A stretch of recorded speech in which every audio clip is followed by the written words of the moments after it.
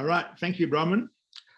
Yes, firstly, we'd also like to acknowledge that we're talking to you from the unceded lands of, in our cases, the Ngunnawal and Ngambri people in Canberra, the Kaurna people in Adelaide, and the Wurundjeri, Woiwurrung and Bunurong Boonwurrung people of Melbourne. And secondly, we'd like to thank Bronwyn and Alison for inviting us to form a panel today to remind you that we're being recorded as well.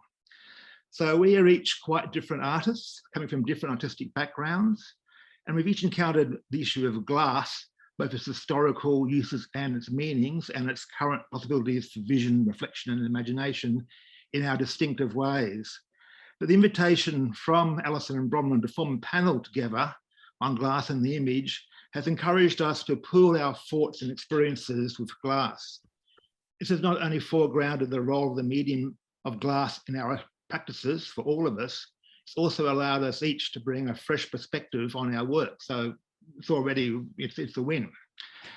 So Dr. Deirdre Feeney is a lecturer in contemporary art at the University of South Australia.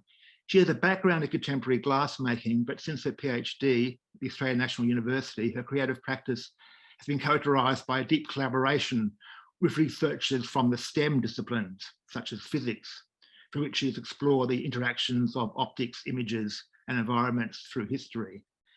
Jane Brown is one of Australia's most thoughtful photographers, producing exhibitions such as the one currently on at Castlemaine, which are nuanced explorations of light, glass, history, and time. Those are also the things that she so carefully manages in her job as head of Melbourne University's Visual Cultures Resource Centre, a rare conserved resource of historical art images. And I'm an honorary associate professor at the Australian National University. I've got a background in photography, but I've lately been very interested in 19th century optical spectacle, particularly in colonial Australia. And of course, much of that spectacle, such as its magic Latin culture, relied on glass. So we're each very different. And the lead up to this session, we have really enjoyed talking to each other about glass, its materialities and its histories. And now we're very much looking forward to talking with you guys about the same topics. So we'd like to invite you to bring your different approaches and knowledges to bear on our work as it develops. So we'll have the following format, similar to the other formats. We'll each give a short presentation of about 12 minutes about our work. And then we'll have, if there's time, a brief roundtable between ourselves. And then we'd very much like to include you for a final discussion of about 10 or 15 minutes, where you can bring your perspectives. So first of all, I'd like to invite Deirdre to begin by talking about her work. So over to you, Deirdre. Thank you very much, Martyn. I'll just share my screen. So before I begin, I also would like to acknowledge the traditional custodians of the Kaurna land from where I'm speaking today. I acknowledge their deep and diverse systems of knowledge and pay my respects to their elders past, present and emerging. And also thank you from me too to Alison and Bronwyn for inviting us to participate in this conference. It's really great to be able to share some work and engage in conversation about glass at the end of this International Year of Glass. So thank you. So my paper, it'll detail optical image system artworks that I've been developed exploring the materiality of image making and how image technologies mediate our experience of the image. But just first to contextualize the glass components of these works, I will briefly share with you how I became interested in optical image systems. So for many years, I had a studio practice working with glass and the projected image. So through studio experimentation, I learned how to control the transfer of light through my building walls, allowing the image light to travel into and be held within its material form. Through trial and error, I learned how to treat the surface of the glass so that both the detail of the material structure and the moving images of time light merged into a single perceptual experience for the viewer. And the video animations were rear projected into the glass structures just by using a contemporary data projector. And then by chance, I visited an exhibition on the Magic Lantern curated by Laurent Manani at the Cinémathèque Française. And then I realized that the entire history of the projected image was based around glass and light. And for those of you who might not know, the magic lantern is a proto-image projector. It was developed in the 17th century by Christian Huygens, who was a mathematician and also of particular relevance to my practice. He was a glass lens maker. So after my encounter with the magic lantern, I began to invert my practice. Instead of glass being the substrate to hold my images, I started working with glass as a material which dynamically generates the image light. I embedded my new artistic investigations in historical image technologies, optics, and the materiality of image making. And so now I'm going to briefly share with you two very diverse applications of glass in my image systems, both of which pivot around optical image making. And the first actually led me to use a completely different material, and then the second incorporates the rise and fall of water. So after learning how the magic lantern incorporates a lens system and glass slide, featuring either a hand-painted or printed image, I used my background as a glass object maker to explore how a 3D object, instead of a 2D image slide, could alter the aesthetics of the projected image. I created a 3D object in glass resembling an empty architectural space. But when I placed this object into my optical system, I was disappointed by the lack of depth of field in the projected image. I thought that although I had varied the material thickness of the object, the uniformity of the colored glass had somehow optically flattened the image. So I modeled up and 3D printed similar empty space objects with the intention of producing a form from which I could create a mold to then cast in glass. But during this process, I decided to test the 3D printed object in my optical system. And I found that the 3D print produced a projected image with the depth of field I had not previously been able to obtain with my experiments using traditional glassmaking methods. And so for the first time, I was actually considering using a different material other than glass. And as a material object, the printed form, of course, was a very poor alternative to the glass version. But as a component in an optical system, it generated for me a much more successful image. And so through this process, I realized that my practice was beginning to transition from being solely about glass objects per se to exploring objects as components within systems. I applied my knowledge of cast glass into the modeling of different forms to explore the illusionary depth of field in the projected image. For example, where I wanted more light to appear in the image, I significantly reduced the thickness of the object to allow more light to travel through it. But then when I wanted a heightened depth of field in the image, I increased the thickness of the 3D form using the different X, Y, and Z planes of the digital model. Engaging with this process allowed me to experiment with different focal planes in the same image. So the historical lens system projecting the image, it couldn't accommodate two different planes simultaneously in focus. And so this actually allowed me to focus the foreground of the image object while the background of the image remains slightly blurred and out of focus. And therefore that enhances this illusionary depth of field. And this, of course, points to how our experience of the image is intrinsically related to our perceptual systems. And a surprising element of these optical image experiments was that they revealed the 3D making process of the 3D objects. So the strata lines, or the layers of solidified resin, are visible in the projected image light. And in my case, they are integral to its aesthetic. Reading here, for example, as patchy lines on a rendered concrete wall, like a physically constructed building. And in this way, the projected images of my contemporary systems reveal the digitally coded processes of how these image objects are both formed and perceived. But I've actually recently returned again to glass rather than resin, where I'm currently fabricating optical objects for my image system using a 3D printing, a glass 3D printer. And I'm actually using a maple glass 3D printer, and I understand that they're presenting in the next session, so I'm looking forward to hearing their presentation. So through this optical experimentation, I also discovered how different lenses from different eras change the aesthetics of the projected image. And at this stage, I had gathered quite a range of historical and contemporary lenses in my studio. And To my surprise, where the historical magic lantern lens had produced a softer image, contemporary lenses with greater magnification and sharper focus somehow deconstructed the illusion of the image light appearing in 3D. Flattening out the illusionary depth of field, now all I could see was this visual representation of the 3D printed form. I was no longer perceptually transported to the space of the image in and of itself. And I found this transformation of the image really compelling. The fact that the same object could create an aesthetically different image simply by using an older or newer lens, and thereby affecting my perceptual experience of the image. I reflected on the extent to which the material of glass then changes this invisible transfer of light to mediate the perception of our world, and how our perception of the image therefore is so dependent on the optical technologies of our time. Reminiscent of Jonathan Carey's observation that visionary experiences have never been apprehended in some pure state. They're always mediated in some way by technical, material, and cultural practices. And now I'm going to take you much further back in time to another artwork called HoloLens.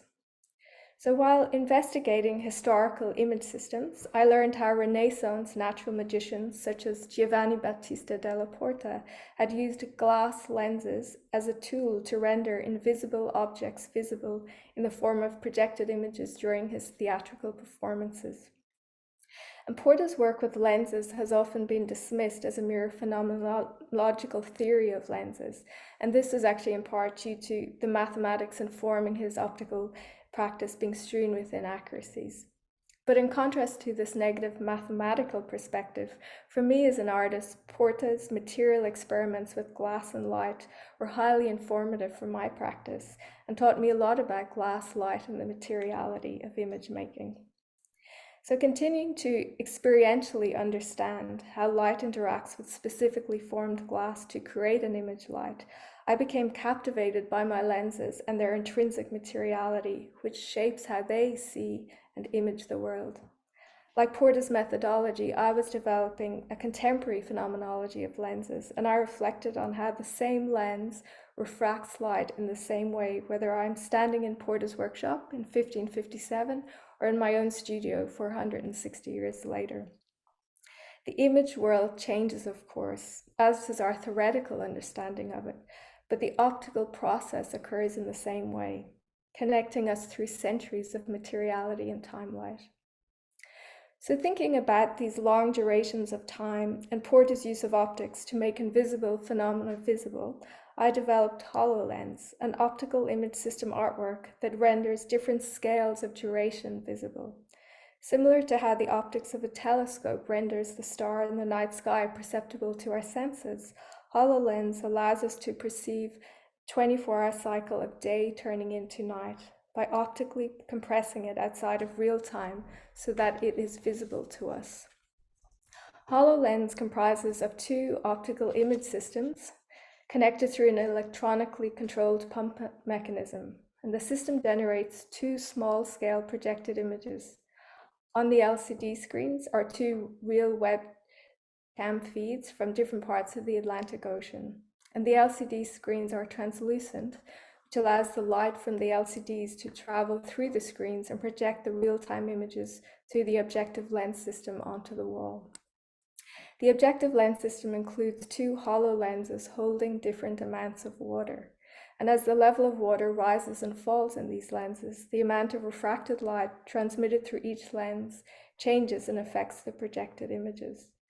These images move slowly between darkness and light to create an ever-changing rhythm of night and day, whereby the optical device materially generates a form of durational time.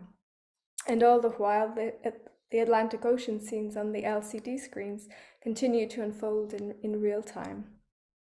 And the rate of change of the water levels is dependent upon the code controlling the pump mechanism, which in turn affects the duration and cycle of day turning into night. And referencing Porta's use of light and specifically formed glass to make things visible to us, HoloLens materially and digitally experiments with these same elements to serve as a mediating device, bringing an otherwise imperceivable duration into our sensory realm. And now just finally, for centuries, image technologies have mediated our experience of the image, yet there's little awareness of this mediation, how it's carried out and who controls it. In contrast to contemporary image technologies, which are continuously shrinking in scale and visibility, my exposed image systems shift the viewer's attention towards the causal mechanism of the image, critically engaging them in the optical process. Martin Heidegger points out how a smoothly working machine renders itself invisible, but as soon as the machine malfunctions, it suddenly becomes visibly conspicuous, allowing us to experience it in a new way.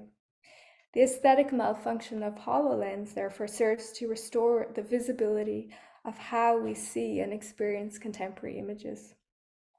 And of course, a contemporary viewer of a projected image installation doesn't have the same reaction as a historical viewer to the phenomenon of image light being cast across the darkened space of a gallery. The contemporary viewer focusing on the projected image takes for granted its cause, which in most cases, in contemporary art galleries, is a data projector. So the unusual encounter with the exposed optics of my devices and their projected image light aims to bring a renewed engagement to the materiality of image making.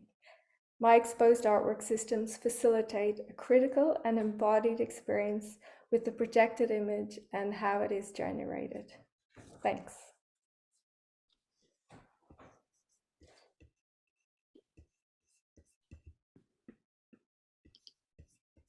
Thank you, Deirdre.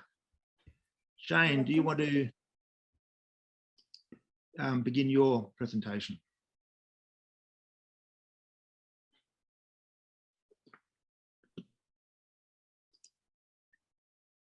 Alison will be controlling the screen for me. Thank you, Alison.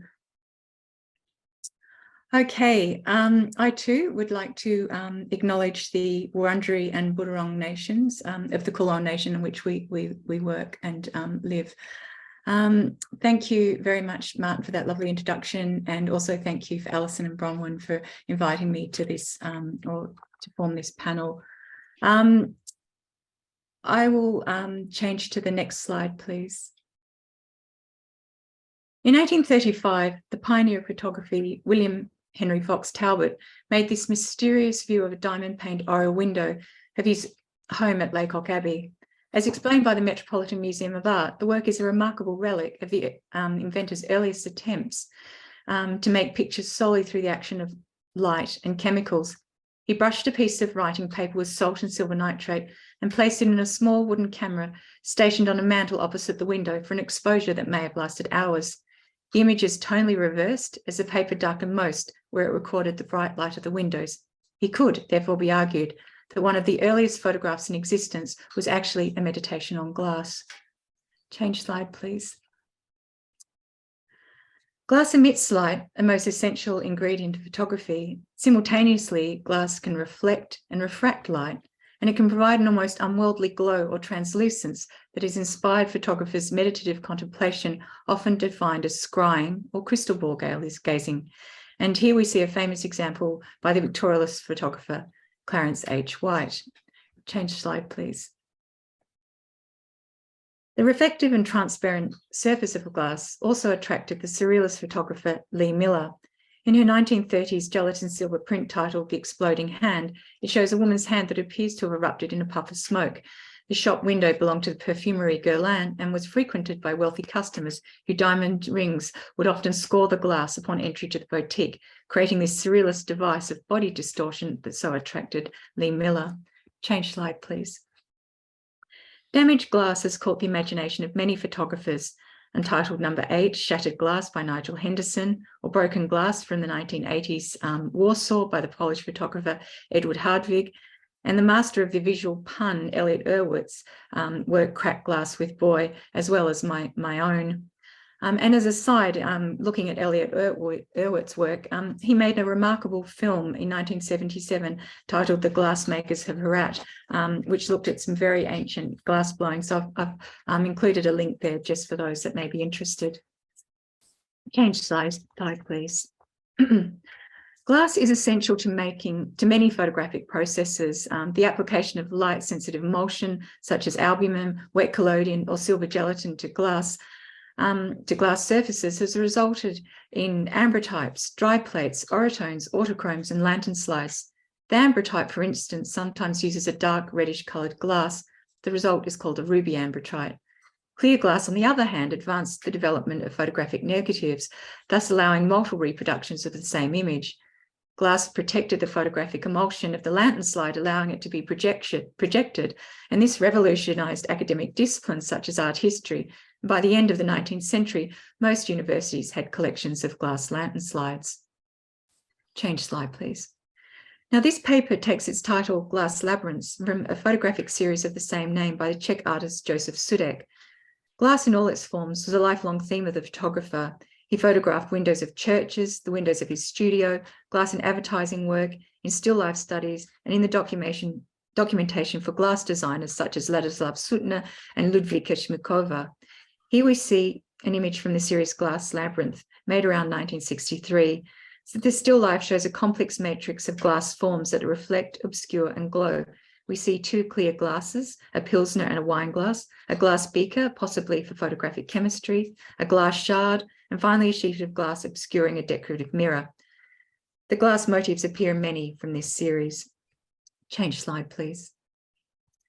Sudek lived in the home of Bohemian Crystal and many famous glass designers, and here we see one of Sudek's commercial works from 1931, a glass tea surface designed by Ladislav Suttner and made of Cavalier Jenner glass. It was photographed by Sudek using a glass plate negative, as seen on the left, and printed out on the right as a positive contact print.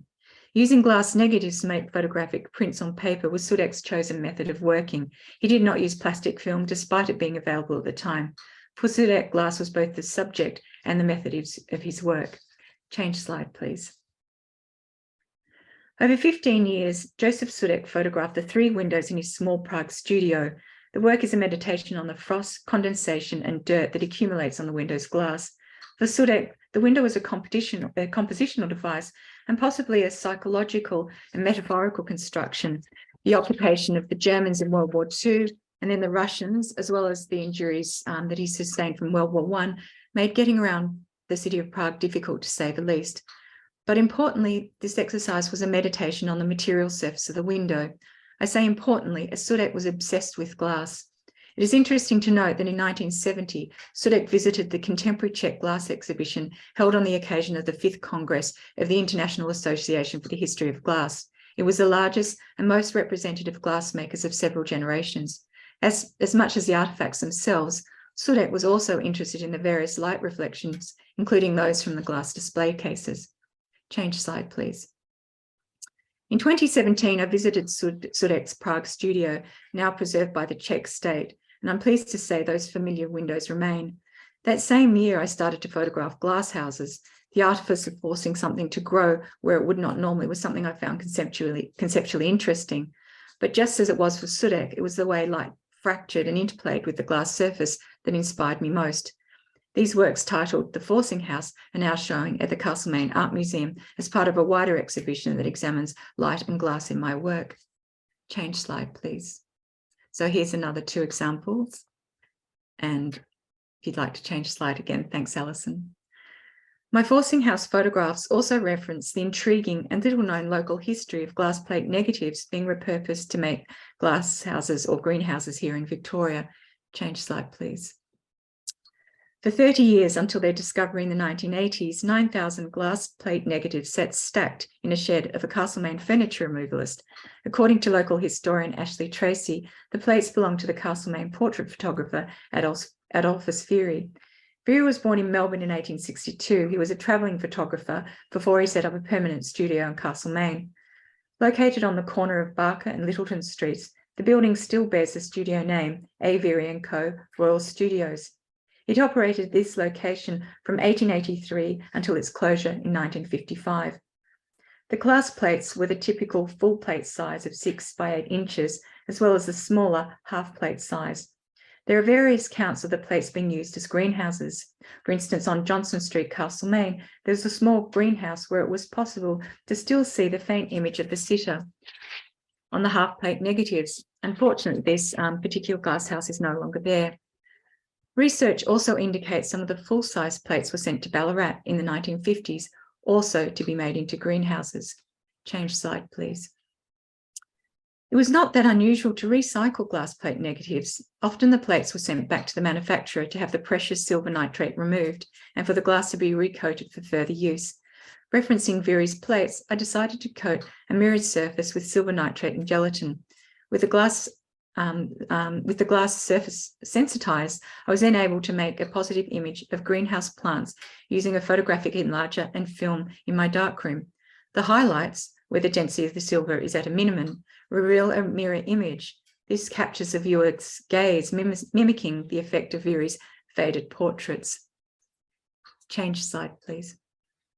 Incorporated into the exhibition is a 19th century graphoscope. It has been installed for viewing two of the mirrored photographs, one of which you saw in the previous slide. Graphoscopes appeared around 1855. Typically, they would have occupied a living room table as a decorative or novelty object, as well as being functionally useful to visualize the details of a carte de visite or a cabinet card photo, much like the cabinet cards Veery produced at his Royal Studios in Castlemaine. From an optical point of view, it's a very simple device. It has a large magnifying lens for viewing photographs, a chassis that adapts the focal length, and a height adjustable stand. Some graphoscopes like this one also included a stereoscope. Change slide, please. In addition to the graphoscope, there are two more 19th century artifacts, this time from the Castlemaine's historic collection, that narrate and inspire my works. A souvenir card tray of the Crystal Palace sparks a conversation around the Great Exhibition of 1851. The Crystal Palace itself was based on a greenhouse design. The card tray, made of papier-mâché with a japanned finish and gold detailing, is printed with an image of the Crystal Palace, most likely reproduced by the photographer Philip Henry Delamotte, who was commissioned to document the Crystal Palace's reconstruction.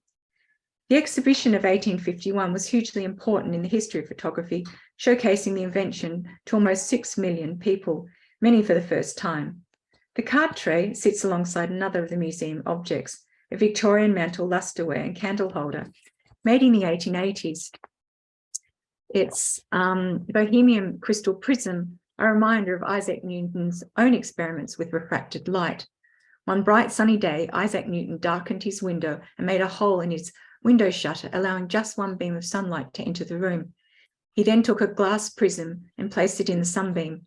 The result was a spectacular, multicolored band of light. Change slide, please. Like a Crystal Palace in miniature, the two museum objects and my own photographs are displayed in an elaborate 19th century museum case. Central to the themes of glass, light, and photography, I have 4 images made using the orotone process, a 19th century technique where the back of the glass plate is coated with gold pigment. 2 of the images are photograms of the actual lustreware, rendering a 3-dimensional object into 2 dimensions. Photographing the crystal luster was an unexpected joy. As a photogram, the crystal revealed itself in unusual ways and seemed to create a sense of movement in an object that is, for all intents and purposes, inanimate. Change slide, please. The 2 orotone images, there are another 2 orotone images in the display, and they're the botanical studies of the same greenhouse series, manipulated digitally to produce a collage of botanical forms, also backed in gold. The collage creates multiples and mirror images in the one work to entertain the idea of reflection, doubles, and reproducibility, a hallmark of the photographic negative, and in this case, the glass negative. Change slide, please. I also photographed the lustreware as an ambrotype, this time using wet collodion on black glass. The edges of the glass are clearly visible, making the work as much as an object as the object itself. Change slide, please. Working with glass in a darkroom for some sounds foolhardy. The fragility of the material is always very apparent, and I'm glad to say I didn't actually manage to break one item in the dark. But it's this very materiality that makes it so enticing. And rather than framed to the wall, I produced timber stands for the photographs to sit on as objects. Just like a negative, these works are neither opaque nor transparent, but reside somewhere between the visible and invisible. We see the image in them and through them. And just like the subjects I've photographed, they emit, refract, and reflect light. Change slide, please. I will conclude with these final works, which are as much a commentary on optics and the way we visualize the world. With apologies to Marcel Duchamp, the final work in the Castlemaine show is titled To Be Looked At, with one eye close to for almost an hour. Duchamp hoped these instructions would give cause for hallucination when viewing his own work, and here we see it as photographed, interestingly, by Man Ray, another photographer, of course, in 1920. Change slide, please. While I give no guarantees of a hallucinatory experience, it does, however, have something of the kaleidoscopic about it. What is so thrilling for me is that this old Art Deco plate that has survived my grandmother's sometimes heavy hand could produce such exhilarating results when combined with photography. If it were all possible, glasses increase my fascination with the limits and possibilities of the photographic medium. Thank you.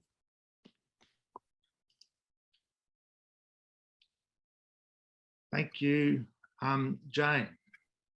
Okay, I will now share my screen. I'd like to start my presentation with this wood engraving.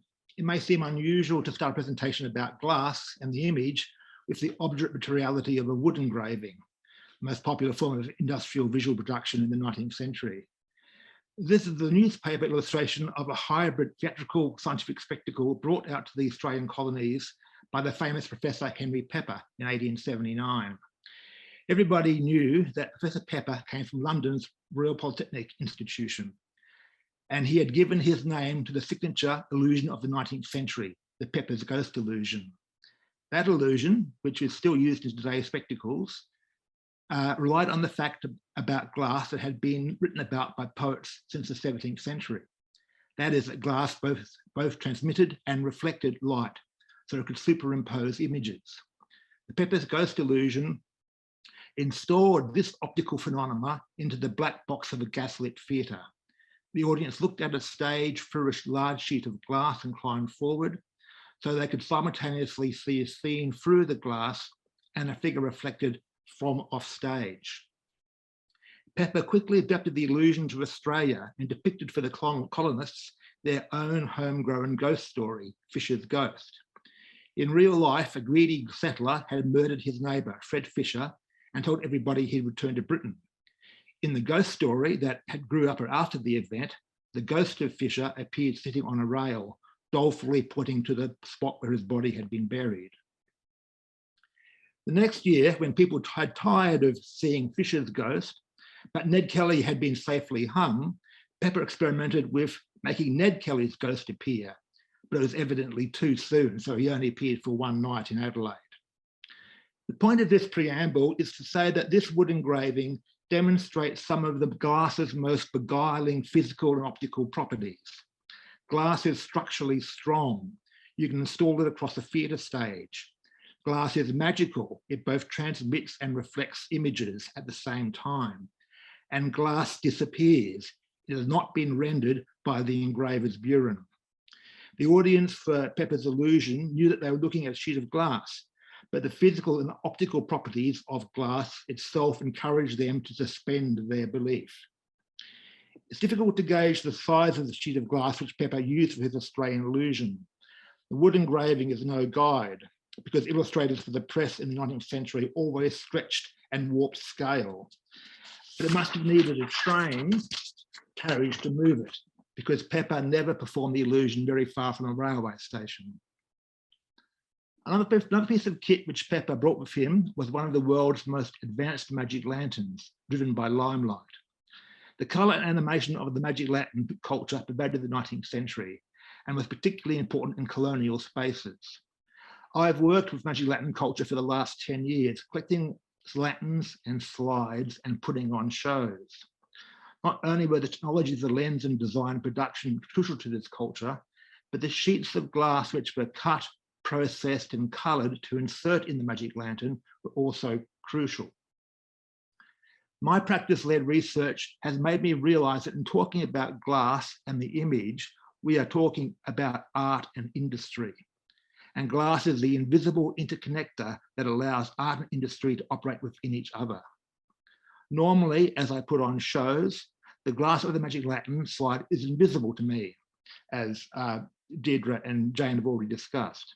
However, every now and again, I harvest new cover glasses from my collection of broken slides. I put them in my dishwasher to clean them. When I stack the clean glass squares up and put them edgewise, the neutral transparency I habitually assumed becomes very material. Each square of glass was cut from a larger piece made by either flattening blown crown glass or unfolding a cylinder of blown molten glass and then polishing it, or by casting molten glass on an iron table and then polishing it. These pieces could have been made in factories such as the Chance Brothers, who made the glass for the Crystal Palace, or perhaps the Thames Plate Glass Works, who exhibited a sheet of plate glass measuring 5.7 by 3 meters at the Crystal Palace's Central Avenue. But each one, although an invisible part of a larger modular system, is of a different thickness and of a different chemical composition. It is therefore part of a manufacturing industry still developing its standards. A standard Magic Lantern slide is 2 sheets of glass. One sheet bears the image, which could be directly painted on the glass, or in a copper plate slider, a black outline is printed on the glass from an etched copper plate and then filled in by hand. In a chromolithographic transfer slide, a full color chromolithographic image is printed from multiple lithographic stones onto a gelatin decal and then sloughed onto the glass. And then finally, photographic slides, which were first exhibited at the Crystal Palace by the American photographic innovators, the Langenheim brothers, who addressed the problem of attaching a positive image to a glass by using albumin as an adhesive emulsion. Later, gelatin and collodion emulsions were used. And these emulsions also absorb the washes of pigments applied to them, suspended in oil of spiked lavender, Canada balsam, and ox gall. The process of colouring was a semi-industrial process itself, with poorly paid female workers colouring the slides by the light of a regulated colour temperature. You can see a lamp here, which reproduced the colour temperature of the Magic Lantern light. Then, covering and protecting that image is a second sheet of glass, which is taped on top. This contains a label and a number, and often a title printed along the edge of the slide. This second layer of metadata allowed slides to be articulated by larger systems. And it's this articulation which predicts so much of 20th century and 21st century media culture. Life model slides were the apogee of this process. Models were photographed holding histrionic poses in front of painted backdrops. The negatives were then printed en masse onto glass and coloured, masked, mounted, and labelled. So the floating black and white image was mobilised and inserted into an extended narrative sequence within the Magic Lantern, anticipating the frames of a film which would come later. This reminds me why glass was so fundamental to 19th century spectacle, and therefore 20th and 21st century media. Glass mechanically propelled the image within time and space. It made the image a directly operable piece of mechanism within the apparatus. It made the image an industrial component. Through doing this, it produced novel effects of animation and illusion, connecting older forms of visual culture to emerging ones. A good example of this is the engraving of Soldier's Dream, an image which was doing the rounds of the illustrated press from the 1850s onwards. The phantasmagoric subject matter was perfect for the apparatus of the Magic Lantern, and the material of glass enabled Goodall's design to be separated onto 2 separate glass sliders, so one could be dissolved into the other in a biennial Magic Lantern. Hopefully this will play. So this is the effect produced when it projected through one of my Magic Lanterns.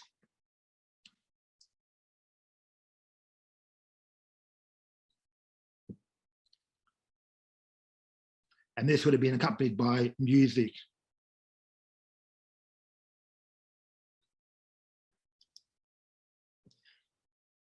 This transposition of the image from the surface of paper to the optical space of the screen relied on another fundamental but often forgotten material, the opposite of transparent glass, that is opaque black paint. So opaque paint was as important as glass. In slipping slides, a carefully controlled patches of opaque paint were used as mats to animate images by covering some parts while revealing others. This decompositing and recompositing of images is very familiar to us today through later animation. But it was originally driven by the logic, the material logic of glass plates slipping across each other. Finally, the most characteristic visual effect of Magic Lantern culture was produced by the chromatrope, where sheets of glass were cut into discs. Those discs were painted with concentric patterns that were mechanically produced by a drawing machine. And then they were inserted into circles of brass so they could be spun in opposite directions to each other by a rack and pinion mechanism, producing changing colors that appeared to pulse off the screen into the space of the audience itself. So in conclusion, glass was much more than just an inert substrate for the image. It was the invisible material which interconnected so many different aspects of art and industry in 19th century culture. From the audience in the theatre, through the apparatus of the Magic Lantern, to the separate industries of industrial manufacture. Through integration with apparatuses of brass and mahogany, glass could propel the image through the optical space of animation and illusion.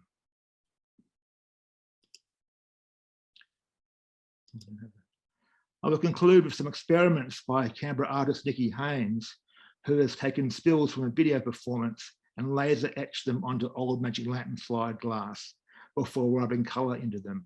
So this, as we've also seen with Deirdre and Jane, connects 19th century and earlier technologies with contemporary technologies. Thank you very much.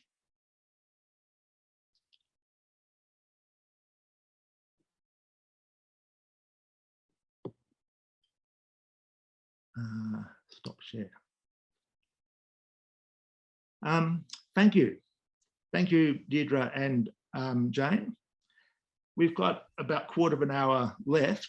So first of all, before we invite our audience to contribute, I wonder if Jane or Deirdre, if you had anything that you would like to ask each other.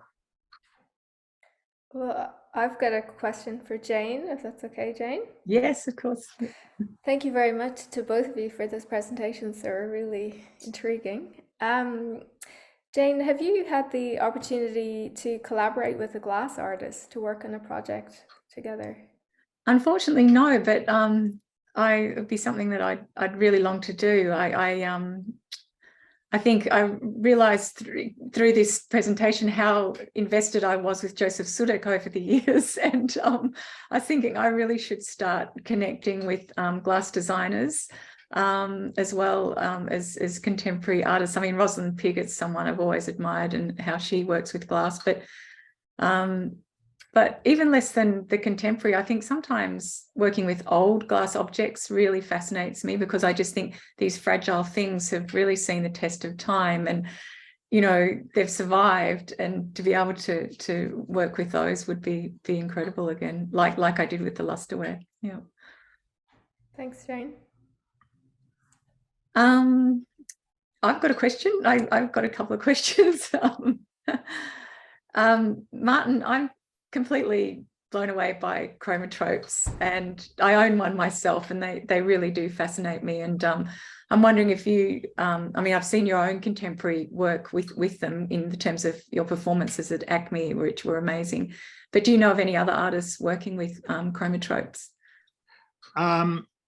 Not directly, no.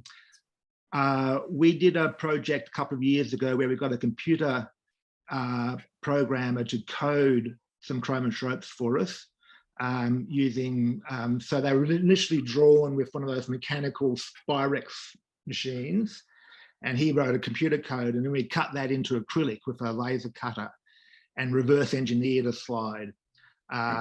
So we did that as a kind of media archaeological experiment. And a artist here in Canberra has put a proposal to a children's ward of a hospital to make large child-operated chromatropes, again, probably cut out of acrylic rather than glass. Yeah, okay. So it's like with you, it's kind of right for updating into the present, because people always say kaleidoscopes, and then they say psychedelia, you know, Doctor Who and so forth. But it is also so much about iteration of patterns. So it fits in with digital culture really well as well. So again, I think all these areas are really ripe. Absolutely. I was wondering, Jane, that amazing shot of the stacks of negatives by Berry, though some went to glass houses, where did the others go?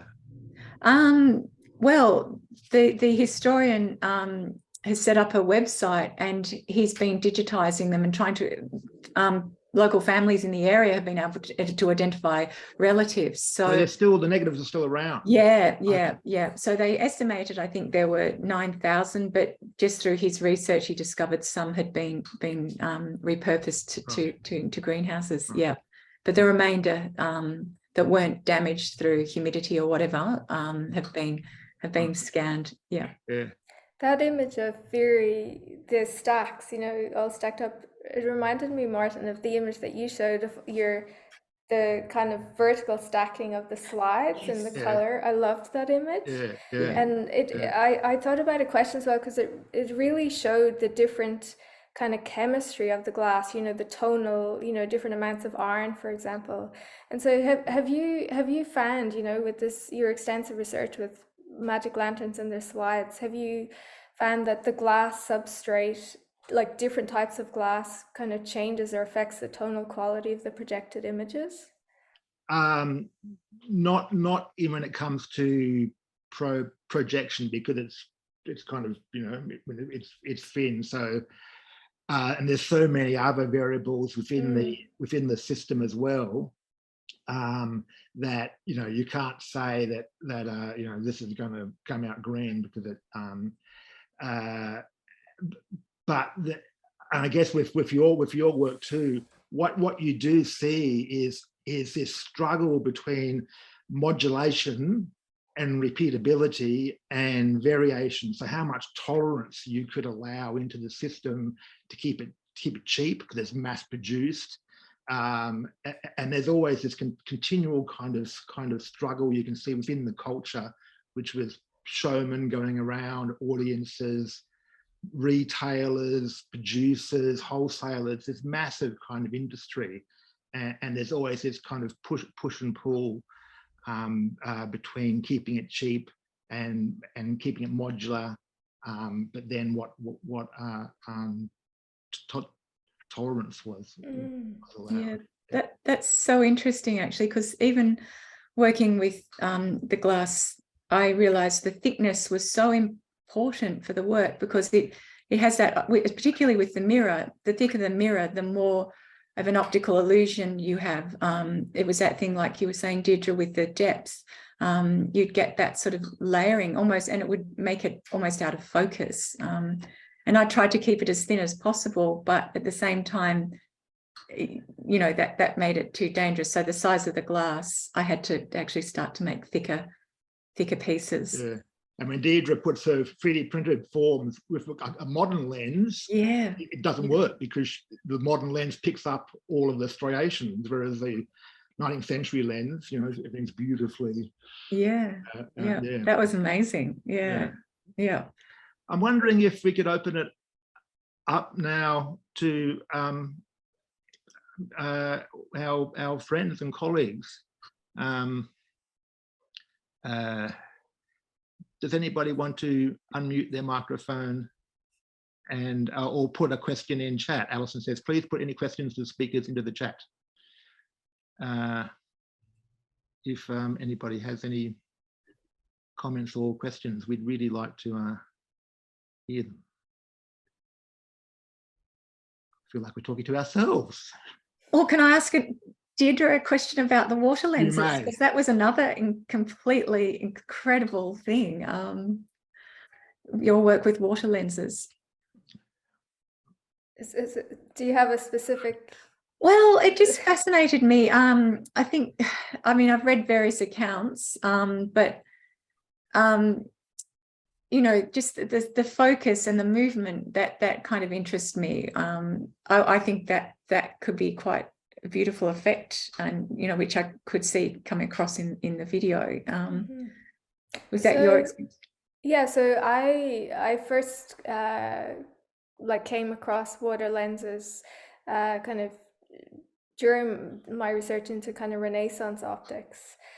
So kind of pre-modern, or just on the cusp of modern optics. And they were known as the poor man's lens because it was much easier to kind of blow a hollow sphere of glass and fill it with water than to grind and polish, because they hadn't worked out the mathematical, like the radii of curvature for lenses. And also they hadn't worked out actually how to grind and polish and to keep that curvature. So yeah, and of course they didn't understand about spherical aberration at that stage as well.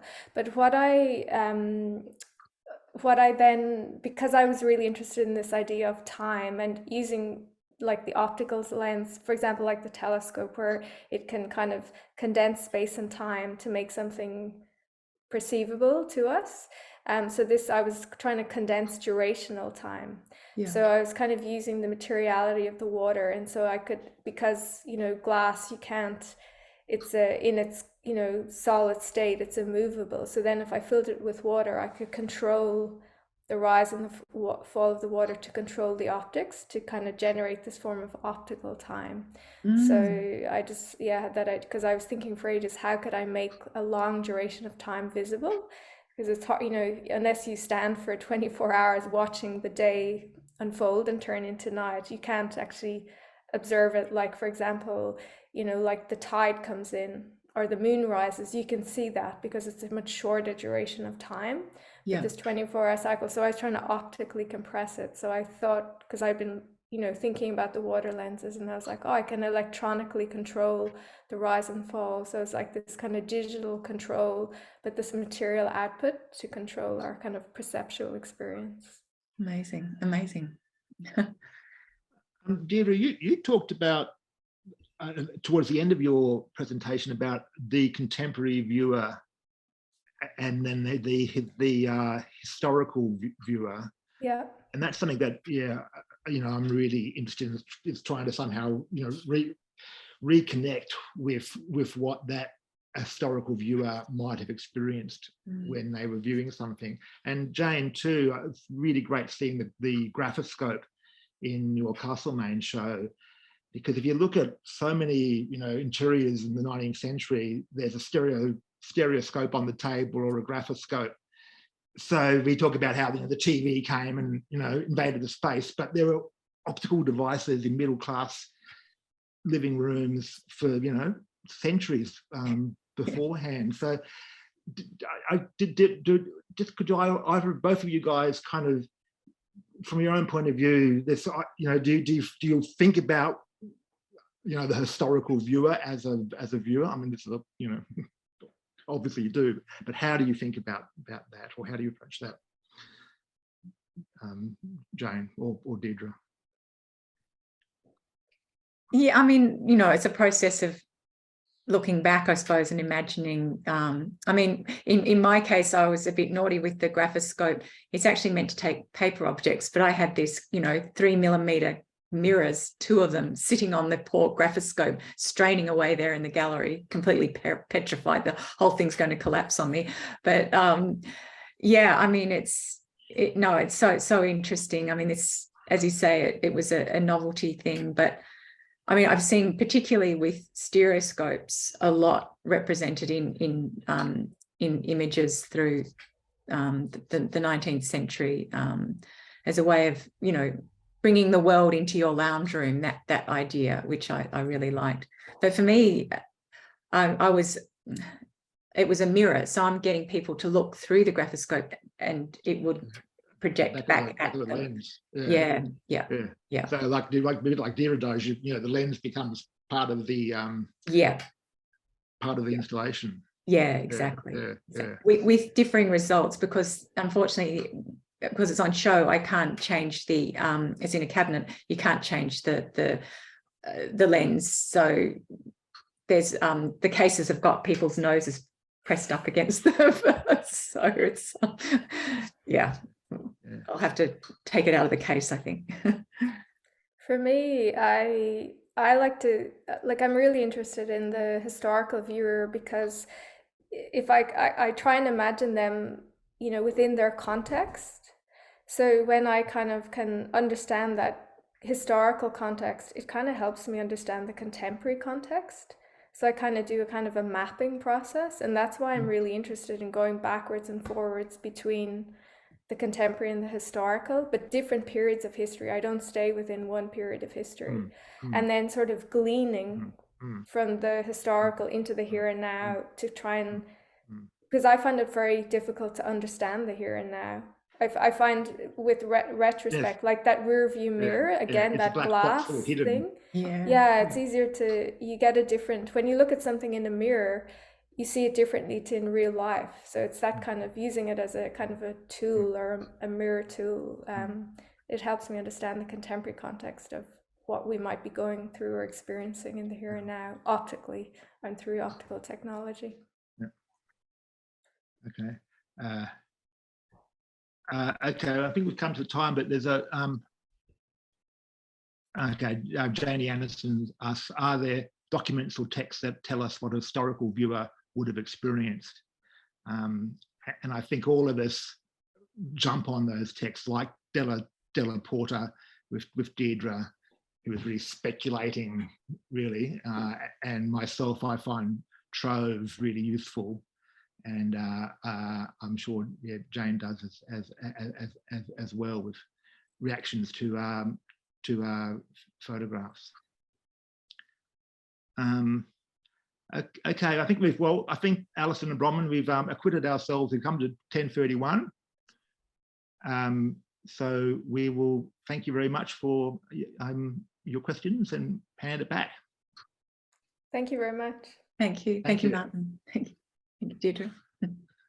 Yes, thank you. That was wonderful. I'm handing over to Bronwyn now. Okay.